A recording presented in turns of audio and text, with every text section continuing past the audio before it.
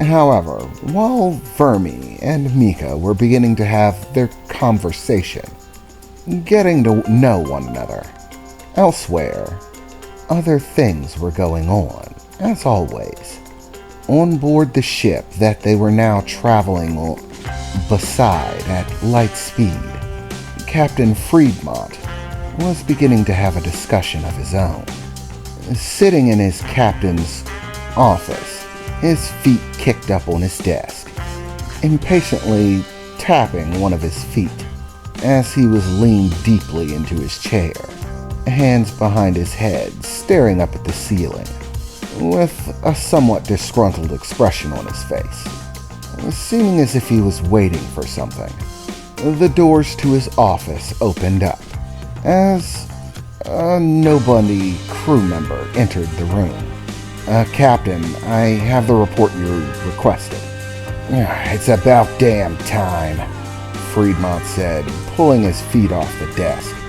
Well, what the hell are you waiting for? Get your ass over here, Friedmont said, pointing his finger at the desk and tapping it many times as the crew member approached with a datapad, handing it over to Friedmont. Oh, great. So we got nowhere. Is this really all they could get?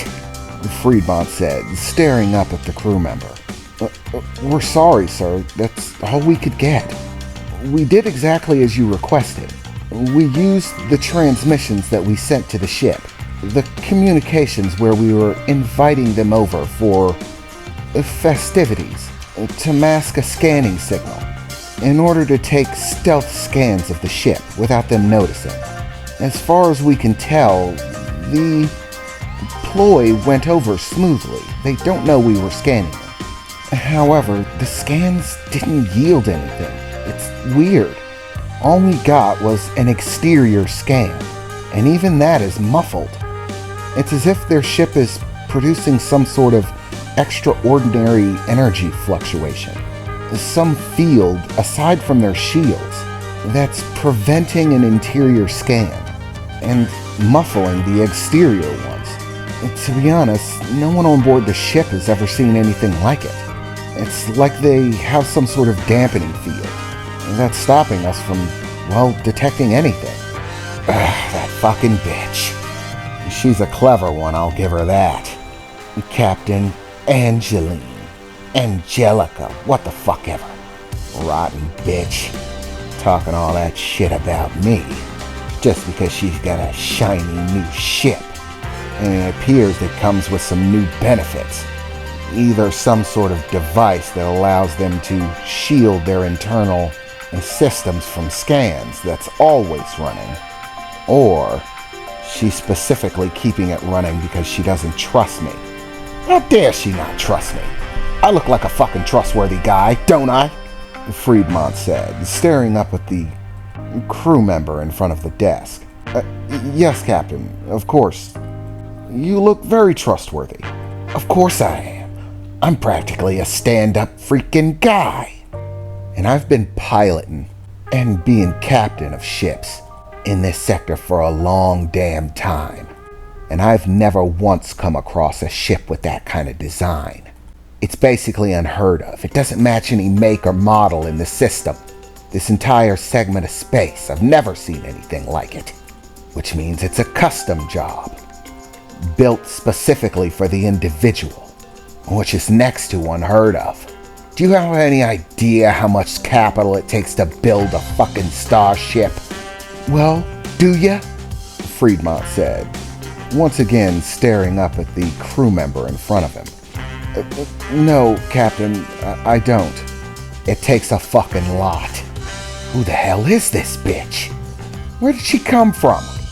She's got no reputation. Somebody who associates with the Brotherhood and cuts a deal with them, and even has a tier 3 freaking ship, should have some sort of reputation. Somebody should have heard of her. And yet I got bupkis. I've never heard her name, never heard of her ship. And yet she seems to owe some sort of solid to the Brotherhood of Stripes. What the hell? Friedmont said, leaning back in his chair and scratching his head. And not only that, but she's shutting down any form of inter-ship communication other than simple transmissions. She's not letting any of her crew members travel to our ship, or any of ours travel to hers, for any sort of frivolity or communication between war mates. We're supposed to be allies in this confrontation, and most pirates really wouldn't give a shit. But she won't even do that. And it's too damn bad, too. It'd be the perfect excuse to slip somebody on board with some minor scanning equipment, get a read on the interior layout, equipment, weapons capabilities, information that I could freaking use. But as it stands, all we have are the visuals of the exterior of the ship that show, well, basically an absurd amount of freaking weaponry. Even for a tier 3, that thing is overarmed. The shield strength is off the charts. They shouldn't have the power to run all of that weaponry, or have their shields running at that higher rate. Yes, sir. Well, according to our scans, the only thing we were clearly able to indicate were 2 interior power sources, both equal in measure. Even with the muffling, the amount of power was able to break through seamlessly. Quantum drive, sir. At least tier 3. And there are 2 of them. What the fuck? Fremont replied. How in the hell did they get 2 fucking quantum drives? Do you have any idea how expensive one of those is? How in the hell would you even run 2 and not explode or some shit? This bitch is way over-equipped. There's absolutely no way I could take her in a fight. This old clunker may be sturdy and have a good amount of firepower on it, but it's no freaking match for that. They've got us beat in terms of basically everything. Here I thought I got a pretty good deal getting a hold of this ship, and then into my view screen drops that beautiful hunk of metal. I was thinking that once this whole war effort is said and done, I could set some gears in motion, plan an interior assault on the ship, take it by force.